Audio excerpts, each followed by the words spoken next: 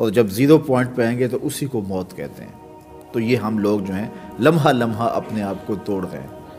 ایک بزرگ فرماتے تھے مجھے نہیں سمجھ آتی تھی کہ انسان کا خسارہ کیا ہے، یہ جو قرآن نے کہا کہ بے شک انسان خسارے میں ہے، تو میں سمرقند کے بازار سے گزر رہا تھا، وہاں ایک آدمی پھٹے پہ برف رکھ کے بیچ رہا تھا اور ساتھ آواز لگا رہا تھا ارحمو ارحمو من یذوب راس مالہ، اس شخص پہ رحم کرو جس کا راس المال پگھلتا جا رہا ہے۔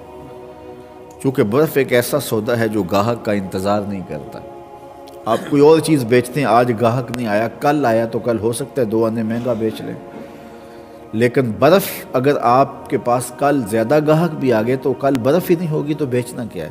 تو وہ برف بیچ رہا تھا اور ساتھ دہائی دے رہا تھا، اور لوگوں میرے پہ ترس کھاؤ، میرے پہ رحم کرو، مجھ سے برف لیتے جاؤ، میں ایک ایسا تاجر ہوں جس کا راس المال پگھلتا جا رہا ہے۔ تو کہتے ہیں جب اس نے یہ آواز لگائی نا تو میرے قدم رک گئے اور میں اس کے پاس چلا گیا اور میں نے کہا آج مجھے ان الانسان لفی خسر کا ترجمہ سمجھ میں آ گیا۔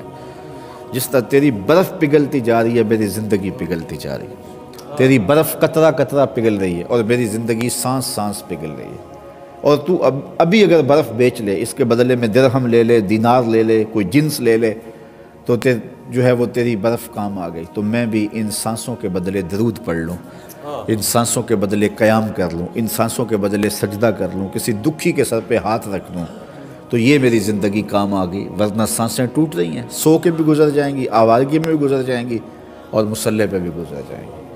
تو خوش نصیب ہیں وہ لوگ جو ان سانسوں کے بدلے میں قیمت وصول کرتے ہیں۔ تو جو ان سانسوں کو یوں ہی ضائع کر دیتے ہیں پگھلتی ہوئی برف کی طرح، تو ان کے ہاتھ کچھ نہیں لگتا۔ تو انسان کا خسارہ یہ ہے کہ اس کی زندگی جو ہے وہ ٹوٹ رہی ہے۔ اچھا، خسارے کا ایک اور پہلو آپ اگر اس پہ توجہ فرمائیں تو آپ کو یہ بڑا لطیف احساس ہوگا کہ اللہ تعالیٰ نے ایک شے کو ایک حسن دیا ہے، اسے دوسرے حسن سے محروم رکھا ہے، تو وہ شے کہتی ہے کہ میں خسارے میں۔ مثال کے طور پہ بلبل کے پاس لہجہ ہے، آواز ہے، لیکن اس کے پنجوں میں زور نہیں ہے۔ شیر کے پنجوں میں زور ہے لیکن وہ اڑنا نہیں جانتا۔ پھولوں میں خوشبو ہے لیکن روشنی نہیں ہے، چاند میں روشنی ہے لیکن خوشبو نہیں ہے۔ کوئل کہتی ہے میری آواز میں جادو ہے، رنگ میرا کالا ہے۔ مور کہتا ہے میرا رنگ بڑا سونا ہے لیکن میرے پاؤں بدصورت ہیں۔ اس طرح انسانوں میں دیکھ لیں، ایک بچے سے پوچھیں وہ کہتا ہے بچپنے کا حسن تو ہے، معصومیت تو ہے، لیکن جوانی کا زور نہیں ہے۔ ایک جوان سے پوچھے وہ کہتا ہے جوانی کا بانک پن تو ہے لیکن بڑھاپے کے تجربے نہیں ہیں۔ ایک بوڑھے سے پوچھیں وہ کہتا ہے بڑھاپے کے تجربے تو قطار اندر قطار ہیں، لیکن اب بچپنے والی موج نہیں رہی، وہ اپنی خوشی سے آنا، وہ اپنی خوشی سے جانا۔ اقبال کہتا ہے جنبش زنجیر در سے لطف آتا تھا مجھے، کوئی کنڈی بھی ہلا کے چلا جاتا تو اس سے بھی مزہ آ جاتا، آج نغمے بھی نہیں بہلاتے۔ اپنے جل جانے کا بھی احساس نہیں تھا، جلتے ہوئے شعلوں کو چھیڑا کرتے تھے، اب تو ایک آنسو بھی باعث رسوائی ہے، بچپن میں جی بھر کے رویا کرتے تھے۔ وہ کیسا زمانہ تھا کہ کوئی گلی میں ریت پھینک جاتا نا تو پاؤں کے اوپر ریت کو تھپک کے ہولے سے پاؤں نکال لیتے، اگر گھروندا بچ جاتا تو اتنی خوشی ہوتی کہ آج بنگلے بنا کر بھی وہ تسکین نہیں ملتی جو روز کئی بار لیتے تھے۔ وہ کسی نے کہا یہ دولت بھی لے لو، یہ شہرت بھی لے لو، بھلے چھین لو مجھ سے میری جوانی، مگر مجھ کو لوٹا دو بچپن کا ساون، وہ کاغذ کی کشتی، وہ بارش کا پانی۔ تو وہ کیسا زمانہ تھا، آج دنیا چاند پہ جانے کے لیے بے چین ہے، کیسا زمانہ تھا جب خود ہی چاند ہوا کرتے تھے۔ تو وہ بوڑھا کہتا ہے میرے پاس بڑھاپے کے تجربے تو قطار اندر قطار ہیں، لیکن میرے پاس بچپنے کی معصومیت نہیں رہی۔ ایک عالم سے پوچھیں وہ کہتا ہے علم کا بانک پن تو ہے لیکن سحری کی سسکیاں نہیں ہیں۔ ایک شب زندہ دار سے پوچھے وہ کہتا ہے سحری کا رونا تو ہے لیکن علم کا نور نہیں ہے۔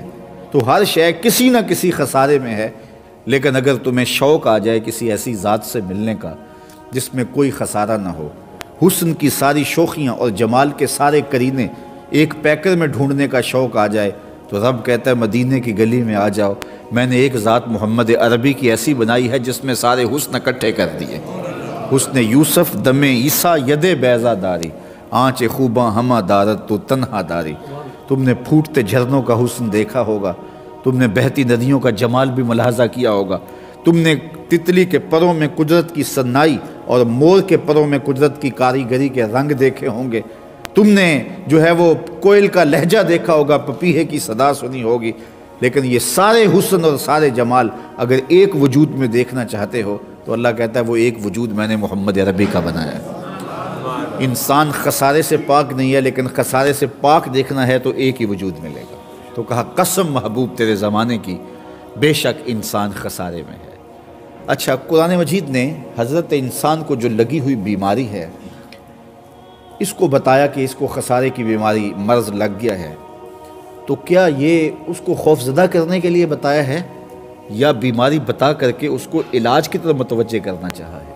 ایک حکیم حاذق اور ایک ماہر ڈاکٹر جب مریض کو یہ بتاتا ہے کہ تجھے کینسر لگ گیا ہے تو اس کا مطلب یہ نہیں ہوتا کہ اس کی زندگی کا چین چھین لیا جائے اور وہ اس نے 4 دن جو سکھ کے جینے ہیں وہ بھی نہ جی سکے، بلکہ اس کا مقصود یہ ہوتا ہے کہ اس کو شعور دیا جائے کہ کتنی بڑی مرض میں تو مبتلا ہو گیا، لہٰذا تجھے پرہیز کرنا ہوگا اور دوائی دھیان سے کھانی ہوگی۔ تو انسان کو جو خسارے کا مرض لگا ہے یہ مرض اس لیے بتایا تاکہ یہ علاج کی طرف متوجہ ہو اور دھیان کرے اور پرہیز کرے۔ تو مرض اس لیے بتایا اور پھر اس کا علاج بھی بتایا، صرف مرض نہیں بتایا کہ تجھے خسارے کا مرض لگ گیا اور روتا پھرے کہ اس کا علاج کیا ہے۔ قرآن نے اس مختصر صورت کے اندر مرض بھی بتایا اور پھر اس کا علاج بھی بتایا۔ قسم ہے زمانے کی، بے شک انسان خسارے میں ہے۔ اب خسارے سے بچنا چاہو تو وہ کیسے بچو گے؟ الا الذین آمنوا، کہا اگر خسارے سے بچنا چاہو گے تو ایمان کی دولت اگر تمہیں مل جائے تو پھر خسارے سے بچ سکتے ہو۔ تو سب سے پہلی چیز ایمان ہے، اور ایمان کیا ہے؟ الایمان یہ تصدیق ما جاء بہ النبی صلی اللہ علیہ وسلم، حضور جو لائے ہیں اس کی تصدیق کرنے کا نام ایمان ہے۔ تو دوسرے لفظوں میں یہ کہہ لو کہ قسم محبوب تیرے زمانے کی، انسان خسارے میں ہے، بچے گا وہی جو تیرے دامن سے لپٹ جائے گا۔ جو محبوب سے وابستہ ہوگا وہی خسارے سے بچے گا، اور جو محبوب سے وابستہ نہیں ہوگا وہ خسارے سے بچ نہیں پائے گا۔ اللہ اکبر۔ تو خسارے سے بچنے کا ایک ہی راستہ ہے کہ حضور کی ذات کے ساتھ وابستہ ہو جایا جائے، اور جو ان سے وابستہ ہو جائے خسارہ اس کا کچھ نہیں بگاڑ سکتا۔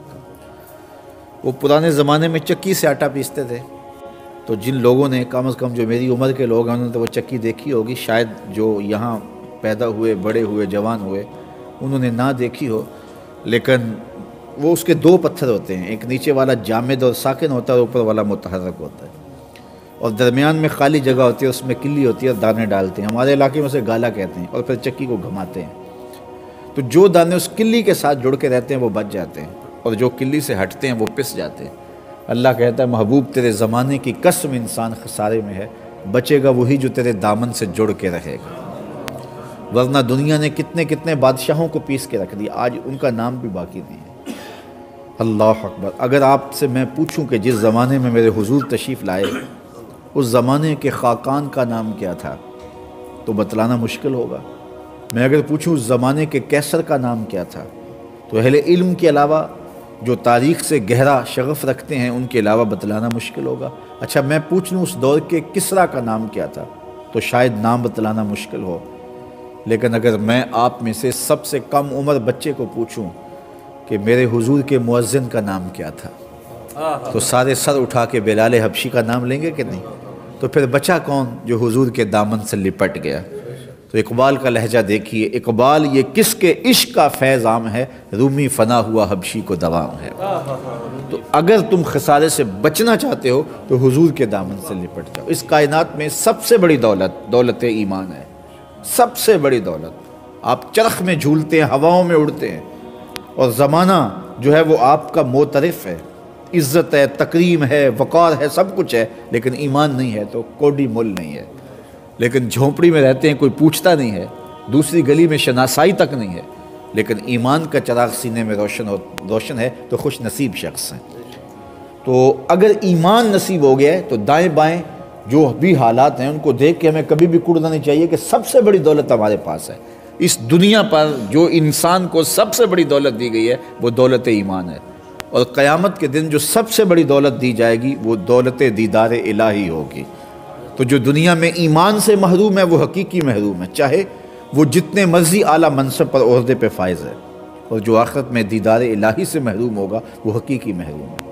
تو سب سے خوش بخت شخص وہ ہے کہ جس کو ایمان کا نور نصیب ہے۔ سب سے بڑی دولت اس دنیا پر حضرت انسان کو دی ہے، اس لیے ہزار محرومیوں کے باوجود ہم اللہ کا شکر ادا کرتے ہیں کہ ہمیں دولت ایمان سے مالا مال کیا گیا ہے، ہمارے سینے میں ایمان کا چراغ روشن ہے، اور ہمیں اپنے مالک سے شناسائی نصیب ہے۔ اور جس کو یہ دولت بھی نہیں ہے تو اس کے پلے ہے کیا؟ وہ ہوا میں اڑے، چرخ پہ جھولے،